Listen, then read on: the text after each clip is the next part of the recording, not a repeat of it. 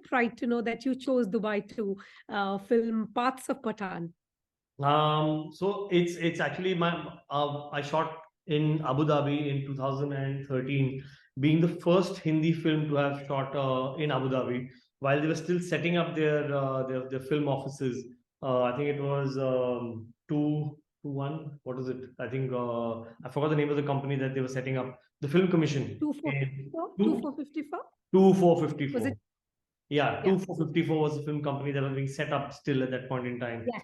And we Uh-huh. lined up to shoot Bang Bang over there and shoot some extensive action sequences. And we got some great support and great infrastructure. Now it's a whole different ball game to shoot in the UAE. They've got everything. They've got studios, they've got sound studios, they've got equipments that are comparable to anywhere in the world. So it's a Right. delight to have shot in the UAE. No, I was just saying that because some of the stunt sequences that were shot in Dubai, and when I saw the movie, I thought it was hyper realistic, first of all, and it was also very ambitious. The scale was massive. Did you at any point think that you needed a city like Dubai and and an infrastructure that can make it all happen? It's not easy, right? I mean, it's easy to have a certain vision, but to execute it must be a different ball game. So a city to shoot that kind of sequences, that kind of ambition, has to have inherently the scope and the infrastructure and logistics to support it. Even from a know-how of how to manage crowds and traffic and people and tourists, because Dubai is a tourist hub. So to be able to manage that and not disappoint or trouble anybody, inconvenience anybody. So that's something that you have to master, and I think Dubai has mastered that. Right, right. And Siddharth, what's your process like? I've always wondered because you have always, I feel, one of the directors that always believes in scale. I can never imagine you doing a small scale film. If I correct me if I'm wrong, but No, I don't say I that. feel bigger the better for you. Don't say that. I think it's something. It's a story that warrants what I do. I've had this nurtured this script, which is a courtroom drama, which is something that I have nurtured for the last 14, 15 years. But Okay. nobody had the faith to do it with me. Um, so yeah, that's an intimate, small scale, but a true story courtroom drama, which I just love, and just no one shows faith in doing that with me. They just want to do big tentpole action films with me. So I want to do a small film, an intimate film, a film with a big heart, but which can be big. Big is what the audience makes it. So Right. fingers crossed, should do it some point. Right. You sound like such a privileged first world problem there. Nobody trusts me with small scale films, though. I'm sure. You can You say really do. that. You can say that God has been kind. God has been kind, of course. No, but listen, when you do all these big action entertainers, I'm sure you're often asked, are you inspired by Hollywood? Are you trying to be like, I made my friend who's an American watch the movie and he loved it. He said it's like Iron Man, James Bond, all mixed into one. It's a fantastic cocktail. He loved it. But my thing is, the comparisons are there. So are you always worried you will be you will be compared to your movies would be compared to paler imitations of Hollywood films. But that's inevitable, when you make the kind of films that are beyond the scale of a Bollywood film, what your conventions of a Bollywood film are. You're instantly compared to Hollywood, which is obviously much has better infrastructure, better technology, and huger budgets. Uh, Mm. so we'll always seem like we're trying to imitate that, but our limitations are much more. We also have ambitions. Our directors have the ability to mount films, but we are limited with the reach of our films because we make it in one language, which is limited to Hindi, and so our revenues are directly in proportion with the budgets that we can afford. So we have certain limitations, but I think we're doing great. Yeah, we're telling stories that are reaching across the world and being appreciated everywhere. So Mm. we're doing well. Yeah.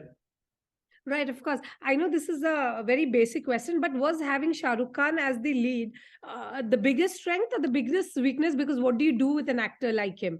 Forget the box office success of it. What were your thoughts when you knew you had to direct him? I think Shah Rukh Khan is a privilege and a huge strength. There's nothing more to it, nothing else that he can be.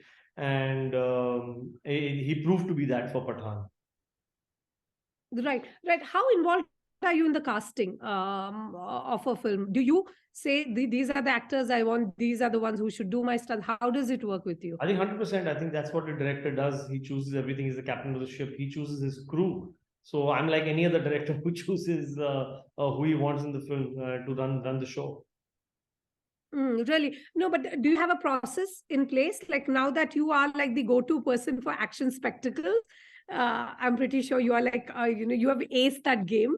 You've Mm. managed to strike that balance. So, do you have a process in your head, in your own, how you In, make things happen? in terms of casting or what? In terms of what you're asking? Uh, In terms of the movie as well, like how do you, how do you bring it to life? It's not easy, right? It's a lot of work, and it was during COVID times as well. This one that you filmed it. So, So you need, I mean, how was it? what's most important for a director is a great production backup. And with Adi and with YRF, it's a dream setup. And I keep telling Adi that he and me make a great team in the sense that we fill each other's voids well, and our strengths combined do something which is really special. And it's been proven with War and Pathaan and all of them that we've done together. So yes, for a director, you need a great producer and a great production backup, and that simplifies everything. And the production is what production team is what allows a director's vision to fructify. So to Mm, put it on screen of what he wants. So at YRF, I just need to say I want this, and I get that and much more. So it's a dream. right, right. So there's no studio sanitization that most directors complain about. In fact, I have to control Adi. In fact, I have to say, no, we shouldn't do this. It's Really? the other way Okay, around. calm Yeah, down. so he's a great mind and he's a giver. So you have to just ask for the moon and you'll get the stars. Right, right. Siddharth, you seem very awfully young. Did you grow up on a staple of superhero, Awfully Marvel, young. DC movies? You know what? I mean, serious. I actually You look fresh out of I, have, college. I sorry. You look fresh out of college, and I'm like, God, did you College. steer this ship? Which college is this? Old age college. It is the Bollywood where nobody ages. It is Yeah, that Bollywood. No, I I'm guess just. No, no, no. I guess it's something that is genetic, but let's not talk about that. But the thing is, I forgot your question actually is about MCU, right? So I haven't. Yeah. I have to admit I haven't watched more than two MCU films. I'm not a fan Okay. of that genre as such as a viewer. I've seen a couple of them. My son is a huge fan, and he's like an encyclopedia, and he Oh, I briefs see. keeps me up to date. So I have to run my scripts and my sequences past him, and then he'll be, no, dad, this is in that film. No, you can't do this. It's already been done. So I'm like, what the hell do I do then? So I take ideas from him on how to maneuver things around. It Mm. helps. I think I should get onto the bandwagon and just start watching those films so that there's no overlap. Right. No, no, of course. And how old is your son, who seems to be your sounding board? He's 16 now. Okay, great, great. He's in a good age where he can Yeah, also yeah, yeah. give So you he's a good valuable. asset. Of course. Listen, about Pathan, I thought John Abraham, we should have a separate movie about him, just like a backstory, an origin story. And W- uh, he's warranted that. what? He's Huh? warranted that. And Yes, yes. Jim is a character that has been much loved, and I think he's been really brave to take up this role, and I think it was important that the payoff happens, that he's vindicated, he's validated for taking up the role of a baddie in a film that's called Pathaan. So it's really brave and commendable that John did it, and the love that is coming his way is so validating, and it completely warrants that we see Jim's origin, or even Jim is not dead, maybe. Yes, I'm thinking he's recuperating in some mountain where the tribes are putting like, Tribes have uh, discovered. Yeah, some man with grazing his sheep found his body and tended him yes, back to life, sutured him back to yeah, life. that's Never for know. sure. For sure. Yeah. It's not the Western medicine that saves him. It's always those green things, the green goo stuff. Absolutely, some herbs being rubbed on him. For sure, for sure. In our head, it's all happening. Listen, what I loved about Pathan as well is that the woman had something substantial to do as well, and that's one of the, the negatives that's often said about a hero-led film. What does a woman do? In your case, were you very sure that even Deepika's role would have some heft, if not more? She's matching strides with all the men in the movie. I think that's her persona also that comes through and that inspires you to do more with her. So obviously you have a character you've written with a particular actress in mind that she can do this, and that. And then when you actually get to cast her, then you improvise more to suit her personality. And so Drubai's character is Deepika. She is out there. Mm. She's charming. She can do action. She can dance. She can do everything. She can emote. You can feel her pain, her angst. She can betray you and then yet make you fall in love with her and then trust her again. So it's a great role, and Deepika just bit into it, and there can be a separate spin-off of Rubai also. Who knows? For sure. And what was your brief to them? Honestly, there's no brief as such. They get the script. They know what is to be done. They're far too experienced to know that how well they bite into the role and what juice there is and how it will come out. So I think there's enough for them to enough experience in them to know and how to maneuver these kind of roles. Right. I know this movie is doing incredibly well. I mean, in terms of box office, the kind of numbers that are bandied about, honestly, I've lost track, but there's a lot of money going around. Yeah. How important is that? Like, is it all about the money at the end of the day that, you feel a sense of validation? For you, money speaks. No, I think money is in direct correlation with the love that audience gives. If they're not Mm. loving it, they don't go and watch the film again, and you won't make the money. So it is a direct correlation between love of the audience and money, and we crave for both. Yeah. Really? Oh, but it must be. You're laughing your way to the bank, I'm assuming. My producer definitely is. I've not seen him. He must be enjoying the wealth that you have created. Well I, done, I you. I hope so. Yeah, it's validating for me also because he's been so brave to put in that kind of money in this scenario Right. and mount it like a film. Like there's so much to lose, and he's been so brave, and I'm so glad that it's paid off. Right. Siddharth, what was your most challenging bit about this film? I ask you this because I'm like, there's so many elements here, right? The stunts, the stars, the set pieces, everything is complicated. So, which one had your head in where you had to like tell yourself, calm down? Um, I think we've had a lot of challenges, whether we're shooting in the frozen lake of Baikal in Siberia with bikes, or we're shooting in the middle of the boulevard in Dubai, or we're using jetpack in the middle of the Alps that we shot it in. So it comes with its own fair challenges, yeah. Or even if it's a song that we're shooting in freezing weather in Mallorca, but make it look like summer. So, I Yes. mean, the film has various challenges, and every day is something that we pray to God that let's just try and make it easy and make it happen. Right. Let's see the day through. So, even if it's a romantic comedy, that comes with its own challenges. Yeah, no, I mean, it's not easy filmmaking. Right. I really hope you're Manjusha, portraying. sorry. Yeah. Hi, That's the sorry. last question. Could we touch upon the numbers and the other pointers that you just shared with you? The numbers and the online trolling. Do you want to Yes. talk about that? Yeah. Let's send those. If Oh, she had sent me some pointers, of course.